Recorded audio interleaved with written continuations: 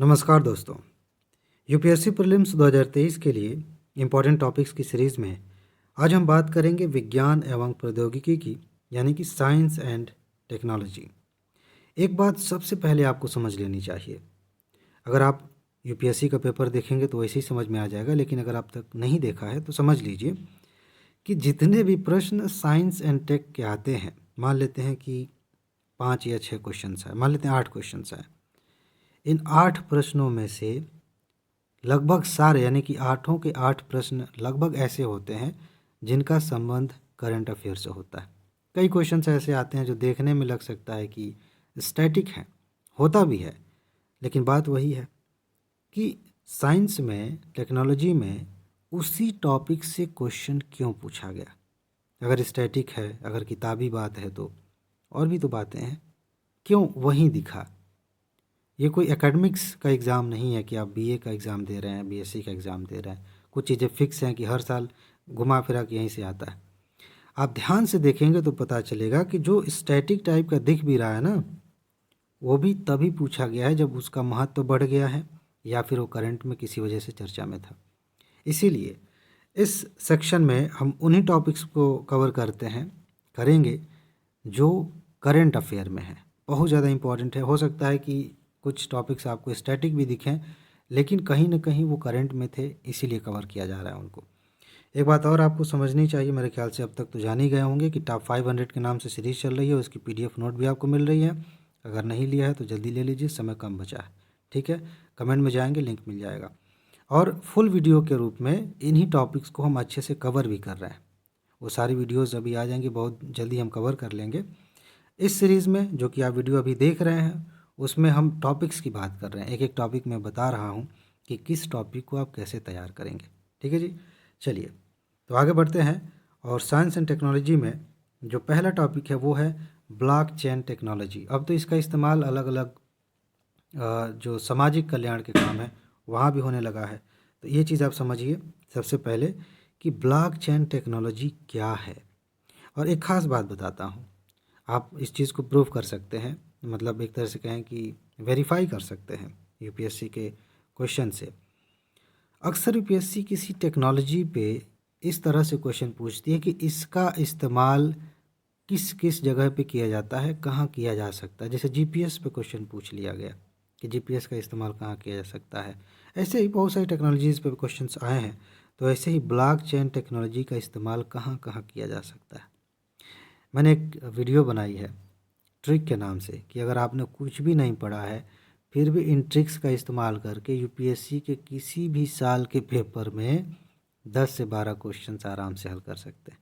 2022 के पेपर में 12 क्वेश्चंस ऐसे आए थे जिनके बारे में अगर आपने कुछ भी नहीं जाना है, कुछ नहीं जानते हैं, फिर भी उन ट्रिक्स का इस्तेमाल करके आप सही कर सकते थे।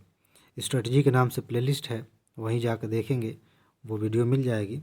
और सबूत वाली वीडियो भी मिल जाएगी जिसमें मैंने टॉप 300 पढ़ा के दिखाया था कि देखिए 65 क्वेश्चन यूपीएससी ने पूछे हैं जो इन्हीं टॉपिक से आए हैं। खैर, तो ब्लॉकचेन टेक्नोलॉजी का इस्तेमाल कहाँ कहाँ होता है या हो सकता है, इसे आप देख लीजिएगा। लेकिन फ़िलहाल सबसे ज़्यादा जो टेक्निकल बात है वो यही है कि यह टेक्नोलॉजी काम कैसे करती है, इसे अच्छे से समझ लीजिए बस। ट्रांस फैटी एसिड या ट्रांस फैट, यह क्या होता है, कैसे बनता है, इसका नुकसान क्या है, और इसके लिए डब्ल्यूएचओ ने, भारत सरकार ने कौन से प्रयास किए हैं, कुछ योजनाएं चल रही हैं, उनके बारे में थोड़ा सा जान लीजिए। टॉपिक आपका तैयार हो जाएगा। आगे बढ़ते हैं। सहायक प्रजनन तकनीक यह क्या है, इस पर क्वेश्चन पूछा जा सकता है। सिंपल, ये तकनीक क्या है, सहायक प्रजनन तकनीक क्या है, इसका इस्तेमाल कैसे किया जाता है, किन परिस्थितियों में किया जाता है, इतना जान लीजिए, टॉपिक तैयार। इंपॉर्टेंट है ये। उसके बाद 5G टेक्नोलॉजी, आराम से इसके पहले के जो 4G 3G है उनसे भी तुलना, खास तौर से 4G से तुलना करके इसको जान लीजिए कि 5G तकनीक कैसे काम करती है। ठीक है, इसके बाद से सैटेलाइट इंटरनेट, आपको पता है एक ब्रॉडबैंड होता है। ठीक, सैटेलाइट इंटरनेट कैसे काम करता है, इसे थोड़ा सा समझिए। ठीक है, एक केबल वाला है, उसकी बात नहीं कर रहे हैं, सैटेलाइट से ये इसका एक कंपनी है, आपने नाम सुना होगा एलन मस्क की, उसका नाम अभी नहीं याद आ रहा है, स्टारलिंक के नाम से एक प्रोजेक्ट उन्होंने चलाया है कि ढेर सारे सैकड़ों सैटेलाइट हम भेजेंगे, वहाँ से इंटरनेट की सुविधा उपलब्ध कराएंगे। अभी कुछ एक तरह से कहें कि टेस्टिंग हो रहा है, कहीं कहीं पे उसका यूज़ भी किया जा रहा है। तो ये सैटेलाइट इंटरनेट कैसे काम करता है, आने वाले समय में इसी का सबसे ज़्यादा इस्तेमाल किया जाएगा, तो इसको थोड़ा सा आप समझ लीजिए। ओके, आगे लीगो प्रोजेक्ट के बारे में आपको थोड़ा सा जानना चाहिए कि ये लीगो प्रोजेक्ट क्या है, इसका मकसद क्या है, बस इतना जान लीजिए, क्योंकि यूपीएससी ऐसे पूछ लेती है कि लीगो प्रोजेक्ट किससे संबंधित है, लीगो क्या है, तो आपको पता होना चाहिए। आगे चलिए, भारत का राष्ट्रीय इंटरनेट एक्सचेंज, इंटरेस्टिंग है, थोड़ा सा जानिए कि राष्ट्रीय इंटरनेट एक्सचेंज क्या है भारत का। थोड़ा सा जान लेंगे बेसिक इसका, और इसके फंक्शनिंग को थोड़ा सा समझ लेंगे, काम हो जाएगा। डार्ट मिशन, ये डार्ट मिशन क्या है, किससे संबंधित है, इसका मकसद क्या है, किसका मिशन है ये थोड़ा सा समझ लीजिए, टॉपिक आपका तैयार हो जाएगा। इसके बाद से मिसाइलों का वर्गीकरण, ये मैं किसकी बात कर रहा हूँ, क्रूज मिसाइल और बैलिस्टिक मिसाइल, इन दोनों में तुलना कर लीजिए ज़रा कि क्रूज मिसाइल क्या होते हैं, क्या विशेषताएं होती हैं, बैलिस्टिक मिसाइल क्या होते हैं, उनकी क्या विशेषताएं होती हैं, और भारत में कुछ मिसाइल्स हैं महत्वपूर्ण, तो एग्जाम्पल के तौर पर रखिए कि ये क्रूज मिसाइल का एग्जाम्पल है, बैलिस्टिक मिसाइल का एग्जाम्पल है, ठीक है ना। चलिए आगे बढ़ते हैं। हवाना सिंड्रोम के बारे में आपको पता होना चाहिए कि हवाना सिंड्रोम क्या है, किससे संबंधित है, इसमें क्या प्रॉब्लम होती है, बस हो जाएगा। इसके अलावा अगला टॉपिक है रेबीज़। रेबीज़ से संबंधित न्यूज़ आई थी, चर्चा में था, तो थोड़ा सा समझ लीजिए कि ये बीमारी क्यों होती है, कैसे होती है, क्या उपाय है, इसका लक्षण क्या होते हैं, ठीक है, और इससे क्या खतरे हैं, इतना थोड़ा सा समझ लेंगे। भारत में राज्य को लेकर के एक राज्य की बात थी, अब आप जब इसको पढ़ेंगे तो समझ में आएगा, तो कौन से राज्य की बात थी, क्या मामला था, वो भी थोड़ा सा समझ लीजिएगा। ये देखिए, फेशियल रिकॉग्निशन टेक्नोलॉजी, यह क्या है, इसके बारे में थोड़ा पढ़िए, इंटरेस्टिंग है, फिल्मों में तो इसका खूब इस्तेमाल दिखाया जाता है, ठीक है ना, कि कोई जासूस है या फिर बहुत सारी इंटेलिजेंस एजेंसीज़ हैं काम करती हैं, तो किसी को पकड़ने के लिए इसका इस्तेमाल करती हैं। तो थोड़ा सा समझिए कि टेक्नोलॉजी कैसे काम करती है, इसकी क्या सीमाएं हैं, क्या प्रॉब्लम्स हो सकती हैं इसमें, ये थोड़ा सा जान लीजिए और हो जाएगा काम।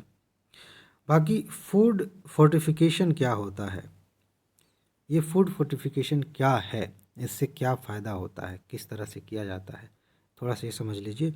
और FSSAI, फसाई भी इसको बोलते हैं, इसके बारे में थोड़ा सा जानिए, इंपॉर्टेंट है, यहाँ से क्वेश्चंस आए हैं। इसकी स्थापना, इसके काम के बारे में थोड़ा सा जान लीजिए। मंत्रालय के बारे में भी जानिए, अगर मंत्रालय जुड़ा है तो, अगर स्वायत्त है तो भी आपको पता होना चाहिए कि ये स्वायत्त है।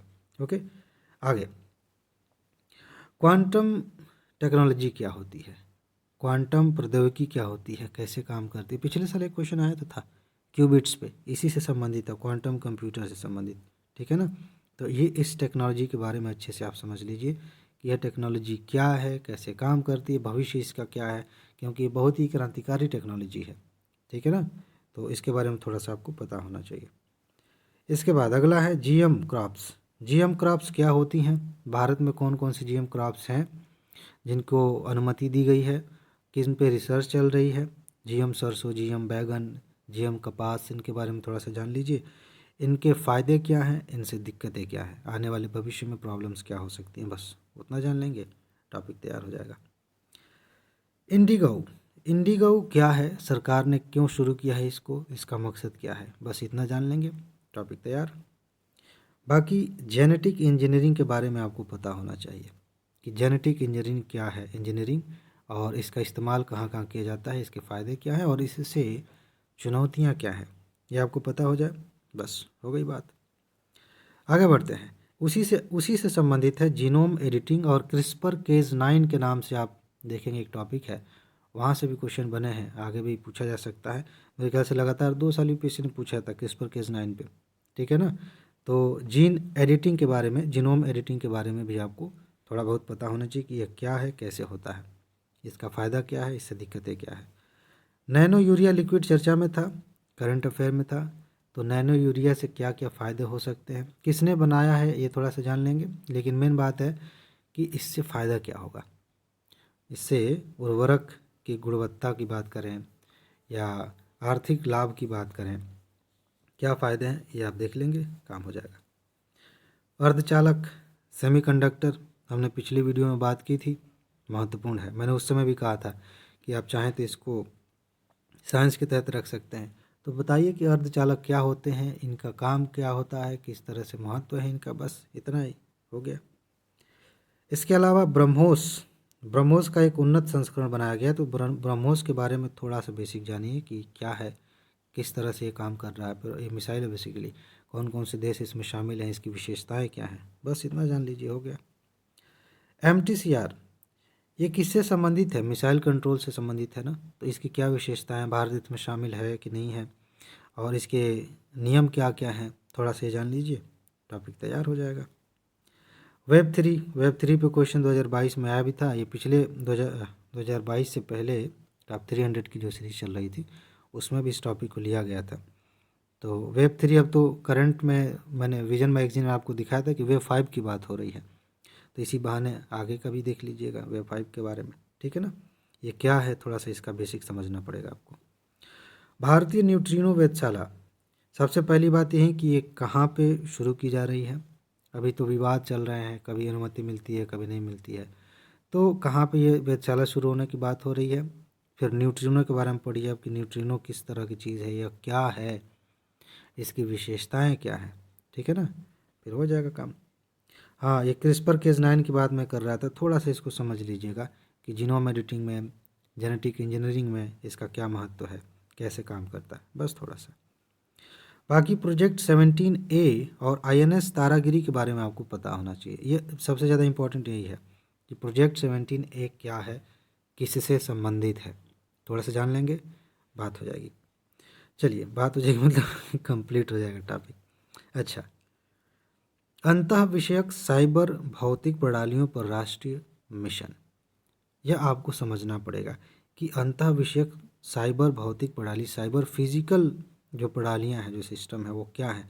इसी पे क्वेश्चन बन जाए अगर कि साइबर भौतिक प्रणाली से आप क्या समझते हैं, तो क्या बताएंगे, और इसके लिए राष्ट्रीय मिशन है तो वो मिशन क्या है, बस इतना जान लीजिए, टॉपिक तैयार। आगे बढ़ते हैं। OTT पे क्वेश्चन बन सकता है, बहुत चर्चा में है, और लॉकडाउन के टाइम पे OTT प्लेटफॉर्म्स का महत्व अचानक से बहुत ज़्यादा बढ़ गया। हालांकि अभी नया ही सेक्टर था, धीरे धीरे ही शुरू हो रहा था, लेकिन लॉकडाउन में इसका महत्व बहुत तेज़ी से बढ़ा है और लोकप्रियता भी बढ़ी है। तो इसमें कई सारी दिक्कतें भी हैं। दिक्कतें क्या हैं कि एक इशू बन गया है ये, तो पक्ष विपक्ष और भी कई तरह की बातें होती हैं। तो बेसिकली प्री के लिए आपको ये समझना पड़ेगा कि OTT platform, over the top platform क्या होते हैं, यह किस रेगुलेशन के तहत आते हैं, क्योंकि मेन बात रेगुलेशन का ही है, क्वेश्चन उसी पे पूछा जा सकता है। तो इनका रेगुलेशन कैसे होता है कि नहीं होता है, कितना होता है, ये आपको पता होना चाहिए, ठीक है ना। आगे देखिए, हैड्रॉन कोलाइडर रन 3, सिर्फ इतना जानिए कि यह क्या है और इसकी विशेषता क्या है, बस इतना जान लेंगे, टॉपिक तैयार हो जाएगा।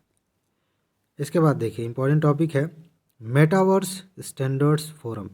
आपको सबसे पहले पता होना चाहिए कि मेटावर्स क्या है, बहुत ज़्यादा महत्वपूर्ण है। आने वाले समय में इसका ये एक नई दुनिया बनते जा रही है, ठीक है ना। तो मेटावर्स के बारे में आपको जानना पड़ेगा, और जानेंगे तो बहुत मज़ा आएगा। आप देखिएगा, ऐसा लगेगा कि आप किसी मूवी, फिक्शन मूवी के जैसे कोई सीन देख रहे हैं। और इसके लिए एक फोरम बनाया गया, तो इस फोरम के बारे में थोड़ा सा जान लीजिएगा, ठीक है। आगे देखते हैं, इसको ज़रा देखिए, क्रिटिकल इंफॉर्मेशन इंफ्रास्ट्रक्चर, यह क्या है, किसे क्रिटिकल इंफॉर्मेशन इंफ्रास्ट्रक्चर घोषित किया जाता है, क्या विशेषताएं होती हैं, इतना जानिए, इतना काम का है, ठीक है। आगे देखिए, मक्का के फोर्टिफिकेशन की माया तकनीक। अब देखिए, फोर्टिफिकेशन हमने अभी बात की थी, तो मक्का फोर्टिफिकेशन की एक माया तकनीक। अब माया, यहाँ माया से मतलब समझ रहे हैं आप, नॉर्थ अमेरिका में एक सभ्यता, जैसे हम सिंधु घाटी सभ्यता के बारे में पढ़ते हैं, ऐसी एक सभ्यता हुई थी माया सभ्यता। उसके बारे में रिसर्च होती है, बहुत सारी चीज़ें पता चली हैं, बहुत कुछ रहस्य है। तो वो कृषि की एक तकनीक अपनाते थे, जिसको जाहिर सी बात है, अगर सिंधु घाटी सभ्यता की कोई तकनीक होगी तो हम सिंधु घाटी सभ्यता तकनीक कहेंगे इसे। तो वैसे ही माया तकनीक, तो वो माया तकनीक क्या है, थोड़ा सा माया सभ्यता के बारे में भी आप जान लीजिए तो ठीक है, लेकिन उस तकनीक के बारे में भी आपको जानना चाहिए, और उसी का इस्तेमाल करके मक्का का फोर्टिफिकेशन किया जा रहा है। तो ये थोड़ा सा जानने वाली बात है। आगे देखिए, आर्टिफिशियल इंटेलिजेंस चिप्स, एआई पे क्वेश्चन पहले भी आ चुके हैं, और जहाँ तक मेरा ख्याल है 2020 में ही एक क्वेश्चन आया था कि ये आर्टिफिशियल इंटेलिजेंस से हम क्या क्या कर सकते हैं, इस पर या फिर इसके क्या लाभ हैं, इस तरह से क्वेश्चन आया था। कई सारी बातें थी लिस्ट में, उनमें से चुनना था, ठीक है ना, कोड बनाया गया था। तो ये पहले आप जानिए कि आर्टिफिशियल इंटेलिजेंस क्या है, और उससे संबंधित चिप्स बनाई गई है उसकी, ठीक है, खाने वाली चिप्स नहीं, ठीक है, चिप। तो ये क्या है, इसके बारे में थोड़ा सा जान लीजिए, और इसका उपयोग क्या है वो जान लीजिए। टॉपिक तैयार हो गया। विनस मिशन 2024, सबसे पहले आप इसके बारे में यही जानिए कि इसका मकसद क्या है। 2024 तो लिखा ही हो इससे भी, ठीक है ना। तो इसका मकसद थोड़ा अच्छे से समझ लीजिए, कौन भेज रहा है, कौन सी मिसाइल का इस्तेमाल किया जाएगा, ठीक है ना। तो बस उतना हो गया। आगे देखिए, टिश्यू कल्चर प्लांट्स।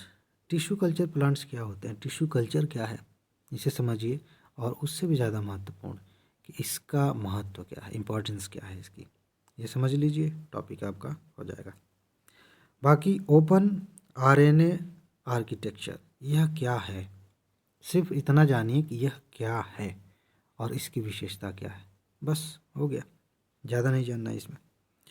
इसके अलावा इधर आइए, पोलियो चर्चा में था, पोलियो को लेकर भारत की स्थिति क्या है ये जानिए। पोलियो की क्या विशेषताएं होती हैं, मतलब लक्षण क्या होते हैं बेसिकली पोलियो किसी को हो जाए तो, ठीक है ना।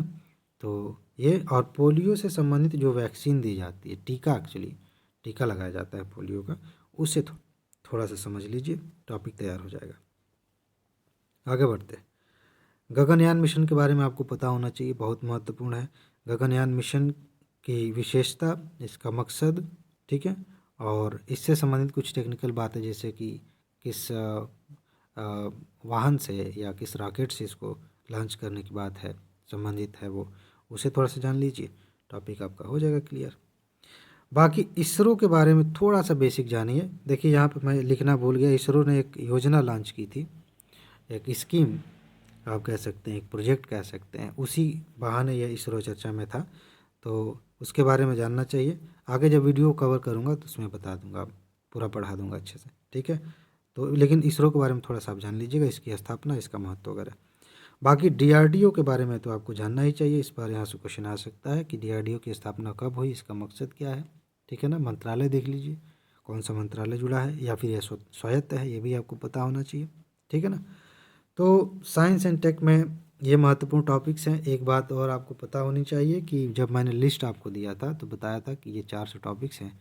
एग्ज़ाम से लगभग 1 महीना पहले 100 टॉपिक्स की फुल वीडियो एक और आएगी, उसमें बचे कुछ सारे टॉपिक्स हम कवर कर लेंगे ताकि आप आसानी से सफल हो सकें, ठीक है जी। तो इसमें बस इतना ही है, अपना ख्याल रखिए, खुश रहिए, मस्त रहिए, मुस्कुराते रहिए, जल्दी से सफल होइए और ज़िंदगी को एंजॉय करिए। आगे मिलते हैं, नमस्कार।